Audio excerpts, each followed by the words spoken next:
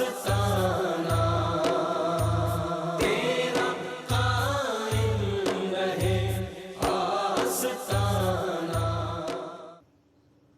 جی ناظرین محترم، در فرید پہ ہم حاضر ہیں اور آپ پروگرام دیکھ رہے ہیں شان فرید، اور ڈاکٹر صاحب نے بڑی خوبصورت گفتگو آپ نے فرمائی، اللہ آپ کو سلامت رکھے، باکرامت رکھے۔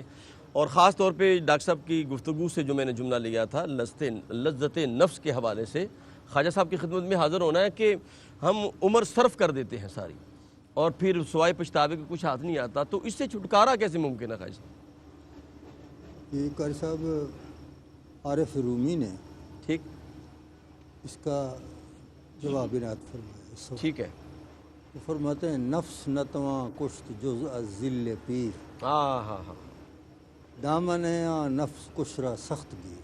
اللہ اکبر، اگر اپنے شیخ کا دامن مضبوطی سے پکڑا ہوا ہو جی جی، تو پھر وہ اس سے انسان بے نیاز ہو جاتا ہے، بے نیاز ہو جائے وہ گا، اس ٹھیک پہ ہے، حملہ آور نہیں ہو سکتا۔ ویسے سرائکی میں ایک ہے، اس کے بارے میں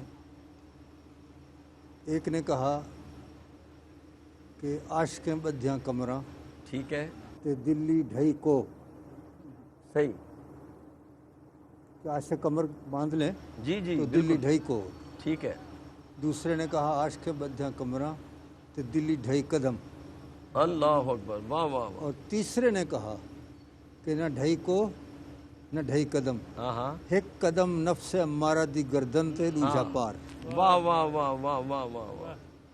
اور اور خاصی وہ بابا صاحب نے فرمایا تھا نا، حضور بابا بلوچ شاہ سرکار نے پوچھا کہ بابا جی بتائیں کہ اللہ کو کیسے پاتے ہیں؟ کہتے ہیں بلے رب نو کی پانا، ایتھوں پٹنا تے ایتھے لانا۔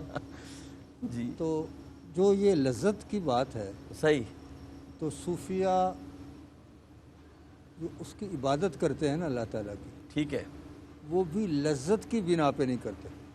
صحیح ہے، واہ واہ واہ، کیا بات، کیا اگر کہہ رہے کوئی یہ ہیں کہے جی جی، کہ میں نماز اس لیے پڑھتا ہوں مجھے بڑی لذت آتی ہے، ٹھیک اس کا مطلب ہے تم اپنے نفس کو لذت پہنچانے کے لیے عبادت کر رہے ہو، اس کے لیے تو نہیں کر رہے۔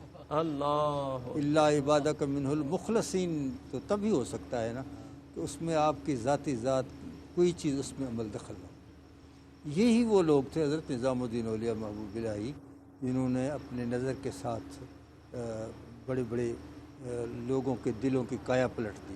ایک آدمی آپ کی خدمت میں حاضر ہوتا تھا، ٹھیک، محفل میں بیٹھتا تھا، دور بیٹھتا تھا، کبھی دست بوسی نہیں کی، کبھی قدم بوسی نہیں کی، کبھی بیعت نہیں ہوا، وہ صرف دیکھتا رہتا تھا دور بیٹھ کے۔ میر کہتے ہیں دور بیٹھا غبار میر ان سے، عشق بن یہ ادب نہیں آتا۔ واہ واہ، یہ بھی ایک عشق کا انداز ہے۔ ٹھیک ہے، ٹھیک ہے، تو ایک دفعہ ایسا ہوا کہ محفل سما میں اس کو وجد ہو گیا، اور وجد کی وجہ سے نا اس نے کنٹرول کیا، بڑا ضبط کیا جی، کہ کہیں ایسا نہ ہو مجھ سے بے ادبی ہو جائے، ٹھیک ہے، کسی کو ہاتھ لگ جائے، کسی کو پاؤں لگ جائے۔ تو اپنے آپ پہ اس نے کنٹرول کیا۔ جب کنٹرول کیا تو پھر نکسیر بہہ گئی، اللہ اکبر، تو خون کے قطرے جب زمین پر گرے تو اس کے ساتھ لکھا گیا نظام الدین محبوب الہی۔ سبحان اللہ، سبحان اللہ، ماشاء اللہ، ماشاء اللہ، یہ کیا کہنے، اور اسی طرح بہت خوبصورت، حضرت امیر خسرو رحمۃ اللہ علیہ، جی، آپ حضور محبوب الہی کی خدمت میں ایک آدمی حاضر ہوتا ہے اور عرض کرتا ہے حضور میں نے بیٹی کی شادی کرنی ہے، ٹھیک ہے، میرے پاس کوئی اسباب نہیں ہے۔ آپ نے ادھر ادھر دیکھا، کوئی ایسی چیز نظر نہیں آئی کہ جو اس کو دے دیتے، تو آپ نے اپنا جوڑا فرمایا یہ لے جاؤ۔ اب اس نے لے تو لیا اور دل میں سوچتا رہا کہ میں تو کچھ لینے کے لیے آیا تھا۔ جی جی، آپ نے اپنا جوڑا عنایت فرما دیا، ماشاء اللہ، ماشاء اللہ، ٹھیک، تو وہ لے کر روانہ ہوا۔ آگے حضرت امیر خسرو ایک قطار لے کر آ رہے تھے صحیح، اونٹوں کی۔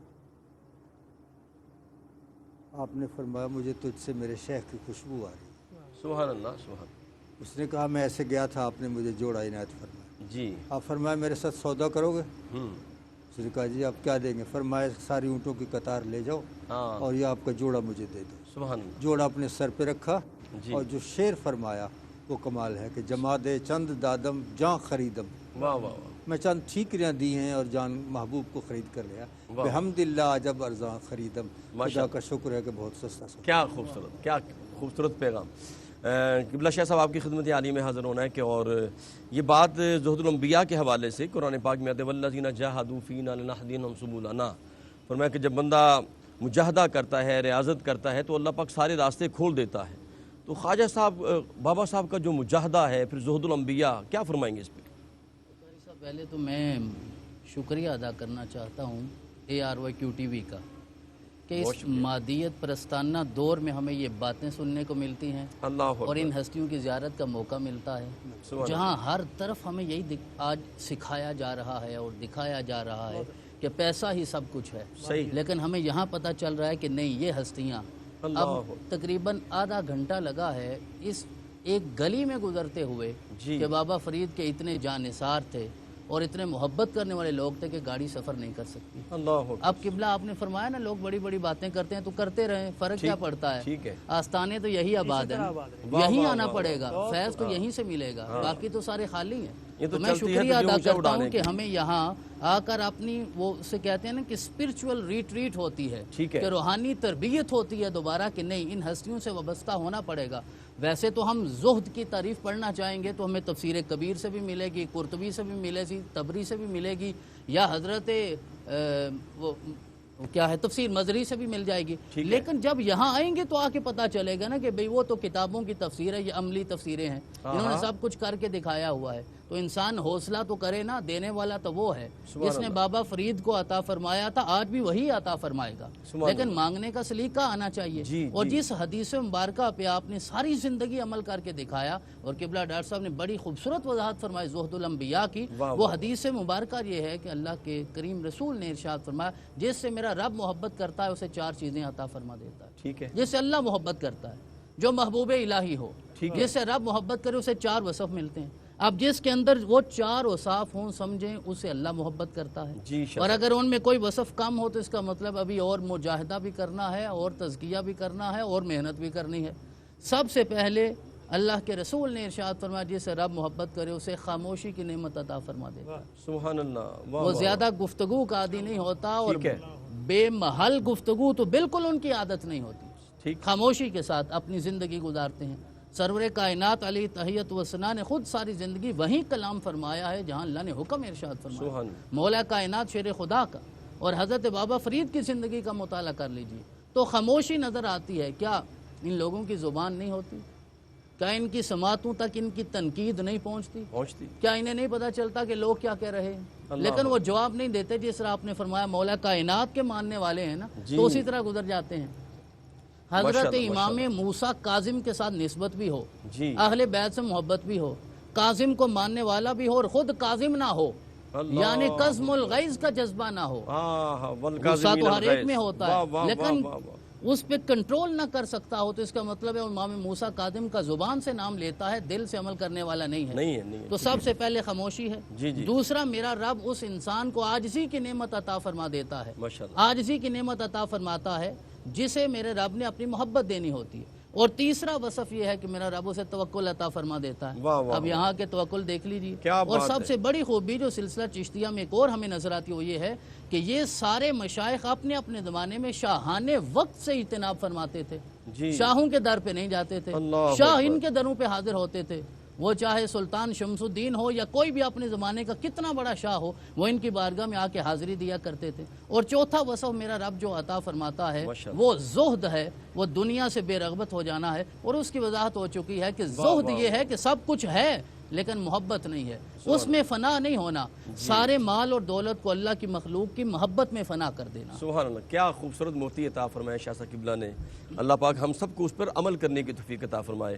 ڈاکٹر صاحب آپ کی خدمت میں حاضر ہونا ہے کہ جب ہم اہل اللہ کی زندگی کا ہم مطالعہ کرتے ہیں، مشاہدہ کرتے ہیں تو ہم دیکھتے ہیں جہاں قال رسول اللہ کی صدائیں ان کے لبوں پہ ہیں، ساری زندگی قرآن و حدیث کا نور لوگوں کے سینوں میں اتارتے نظر آتے ہیں، وہاں مخلوق خدا کی خدمت ان کا طرح امتیاز ہے۔ کیا کہیں گے اس پہ؟ بے شک ایسے ہی ہے، بلکہ حضرت خواجہ نظام الدین اولیاء رحمہ اللہ فرمایا کرتے تھے کہ ہمارا جو سلسلہ ہے، سلسلہ چشتیہ، اس کی بنیاد 2 چیزوں پر ہے، ایک مخالفت نفس ہے اور دوسرا منفعت للغیر ہے، یعنی دوسرے کو فائدہ دینا۔ واہ واہ واہ۔ اور یہ بابا صاحب کی سیرت میں یوں نظر آتا ہے کہ کثیر تعداد میں لوگ آتے تھے، ہر کوئی اپنی حاجتیں بیان کر رہا ہے، آپ لوگوں کو وظائف بھی دے رہے ہیں، مال بھی دے رہے ہیں، مشکلات حل بھی کر رہے ہیں، آدھی رات گزر جاتی تھی۔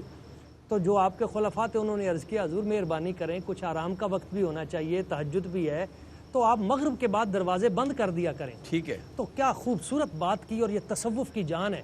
آپ نے فرمایا میرے در پہ سائل کھڑا ہو اور میں رب کی نماز پڑھوں، مجھے نماز میں لطف ہی نہیں آتا واہ واہ واہ واہ، جب تک میں ان لوگوں کی خدمت نہ کر لوں۔ اور قاضی حمید الدین ناگوری رحمہ اللہ، آپ جب آئے اور کہا کہ ہم دنیا والوں کو کچھ دے نہ جائیں، تو بابا صاحب نے آپ نے کہا کیا دینا چاہیے، دے تو رہے ہیں، کہا نہیں کوئی ایسی چیز دیں کہ لوگوں کا بھلا ہو۔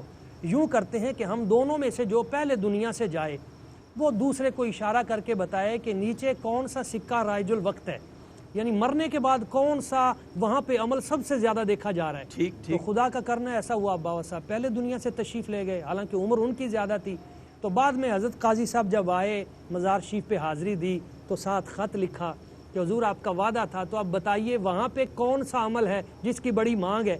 تو خط لکھ کے بیٹھ گئے مراقبہ میں، اور کچھ دیر بعد آ کے جب خط اٹھایا تو بارگاہ رب العزت کی طرف سے جو جواب آیا ہوا تھا وہ بڑا خوبصورت ہے۔ وہ بابا صاحب کا ایک شعر ہے جو لکھا ہوا تھا نیچے، اس سوال کے نیچے جواب آپ نے کہا، جملہ فنون شیخ نیرزند بنیم خس، راحت بدل رساں کہ ہمیں مشربست تو بس۔ کیا بات آپ نے کہا بس بھئی یہاں تو یہ دیکھا جا رہا ہے، جملہ فنون شیخ، بڑے بڑے منطق فلسفہ کلام، بنیم خس، یہاں تو ایک ککھ جتنی بھی اس کی حیثیت اور ویلیو نہیں ہے۔ یہاں آگے آئے ہیں تو پتہ چلا ہے یہاں تو یہ دیکھا جا رہا ہے راحت بدل رساں کہ ہمیں مشربست تو بس، بس یہ دیکھا جا رہا ہے کہ بندے تو جس علاقے میں تھا وہاں کے لوگوں کے دلوں کو راحت اور سکون کتنی دیا، فائدہ کتنا دیا کرتا تھا۔ اور یہ آپ نے صرف قول نہیں ہے، آپ نے عملاً بھی اس کو کر کے دکھایا۔ یعنی آپ دیکھیں کہ آپ کے صاحبزادہ حضرت عبداللہ، ان کو شہید کیا گیا اور حسد کی وجہ سے شہید کیا گیا، یہیں قریب ہی ان کی قبر مبارک، تو آپ نے ان کے قاتل کو معاف کر دیا۔ آپ کو ایک جادوگر نے آپ کے خلاف کیا، بہت بڑا عمل کیا، آپ بیمار ہو گئے، اور پھر بعد میں خواجہ نظام پاک اور وہ آپ کے جو خلفاء، وہ اس بت کو بھی نکال کے سوئیاں نکال کے وہ سارا، تو آپ نے اس جادوگر کو جب پکڑا گیا قتل کرنا تھا، آپ نے اس کو بھی معاف کر دیا۔ اسی طرح جو بھی ایک ملنگ تھا جس نے آپ کو خنجر مار کے شہید کرنا چاہا، آپ نے اس کو بھی معاف کر دیا۔ معافی کا آپ نے لوگوں کو درس دیا، معاف کرنے کا جذبہ لوگوں میں پیدا کیا، محبت کا جذبہ پیدا کیا، جوڑنے کا سبق دیا، یہی آپ کی زندگی کا پیغام۔ کیا کہنے، اور یہی پیغام ہے جو قرآن نے کہا خذی العفو، فرمایا لوگوں کو معاف کر دیجئے۔ بڑھتے ہیں، جنابی انجینئر محمد افضل نوشائی صاحب ہمارے ساتھ تشریف فرما ہے، چمکتا دمکتا چہرہ ہے اور پر نور آواز ہے۔ بسم اللہ تعالیٰ کلام جی۔ احمد بھی ہے آپ، محمد بھی، احمد بھی ہے آپ، محمد بھی، یہ کون ہے میم کی چل من میں، حیرت کی ہے جا سایہ بھی نہیں، حیرت کی ہے جا سایہ بھی نہیں، لگتا بھی ہے انسان دیکھن میں، احمد بھی ہے آپ، محمد بھی، تورے نور سے سب سنسار ہوا، تورے نور سے سب سنسار ہوا، تورے نام سے بیڑا پار ہوا، تورے نام سے بیڑا پار ہوا، خالق بھی تورے گن گاوے، خالق بھی تورے گن گاوے، قرآن آیا توری شانن میں، خالق بھی تورے گن گاوے، طیبہ کے سجیلے سانوریا، طیبہ کے سجیلے سانوریا، للہ غموگے اب درس دکھا للہ غموگے اب درس دکھا بن درشن مر جاؤں نہ کہیں بن درشن مر جاؤں نہ کہیں مورا جیون ہے تورے درشن میں بن درشن مر جاؤں نہ کہیں مورا جیون ہے تورے درشن میں میں دکھیاری ہوں اور پاپ میں دکھیاری ہوں اور پاپ مغراج توری اونچی شانن مغراج توری اونچی شانن توری جات پہ مان کرت ہوں میں توری جات پہ مان کرت ہوں میں توری جات پہ مان کرت ہوں میں گن کوئی نہیں ہے بے گن میں خواجہ